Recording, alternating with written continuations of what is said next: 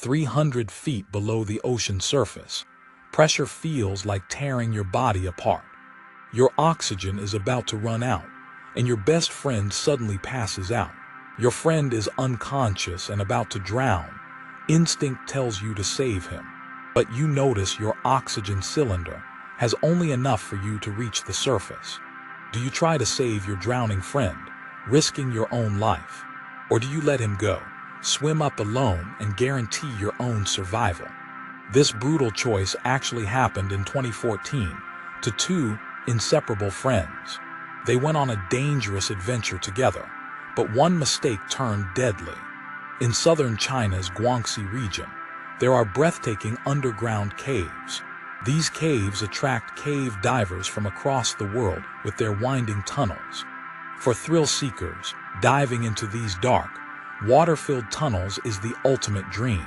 But cave diving is incredibly dangerous, taking around 20 lives every year. Two best friends from China, Wang Yuan and Wang Tao, were thrill lovers. Their favorite dive spot was the Jiudong Cave system in Guangxi.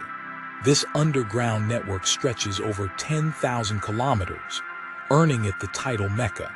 Yuan had over 400 successful underground dives. Tao had more than 200. They had explored Jiudong Cave 15 times, but now wanted something new. They set their target at 557 feet, breaking previous records. At that depth, there was no guiding rope, which are literal lifelines. By March 2014, the deepest rope extended to 525 feet, set by French cave diver Pascal Bernabé, whom they met for advice. Armed with Pascal's advice, on April 18th, the two friends arrived. They double-checked their gear and brought a support diver for backup. Their plan was a 3-hour, 50-minute dive with 20 minutes at depth. At around 3 p.m., the two best friends dived into the cave. At 100 feet, they gave each other a thumbs up and switched tanks. Underwater divers don't breathe pure oxygen. It becomes toxic at depth. Below 100 feet, nitrogen starts to act like alcohol on the brain. It causes nitrogen narcosis, clouding judgment and making divers feel drunk. Past 217 feet, oxygen itself becomes poisonous and dangerous. That's why divers add helium to dilute oxygen and nitrogen at depth. The balance is delicate. If one gas mixture is wrong, it kills. Divers carry multiple cylinders with different mixtures for different depths and emergencies. As they descended past 500 feet, Yuan suddenly felt dizzy. He was experiencing high-pressure nervous syndrome, which Pascal had warned about. At extreme depths, even helium becomes dangerous, causing seizures or blackouts. Still, they pressed on. At 557 feet, they tied their rope.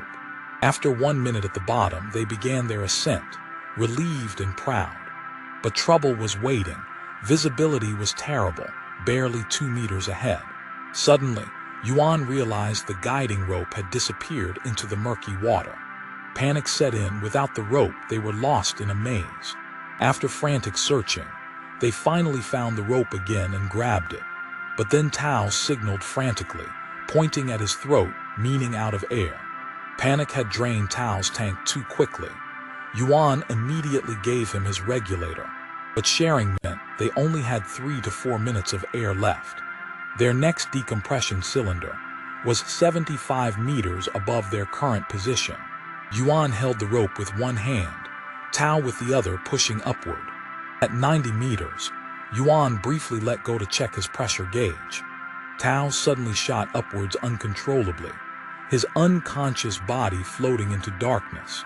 The air supply connection broke, leaving Yuan with an impossible choice: chase after his unconscious friend and risk getting lost, or ensure survival. Yuan chose survival, first refilled his gas, then desperately searched for Tao. He dove back repeatedly, even as his oxygen became dangerously toxic at depth. Tao was gone by the time Yuan surfaced. He was severely injured. His organs were failing from repeated decompression stress. Support diver Zhao rushed him. The next morning, experienced divers searched the caves and found Tao's lifeless body. Trapped at 51 meters in a narrow passage, one friend survived, one didn't. To this day, Yuan calls it a story of overconfidence and poor preparation. If you enjoyed this story, please subscribe to Time Flip for more. Like and share to see more interesting videos like this one.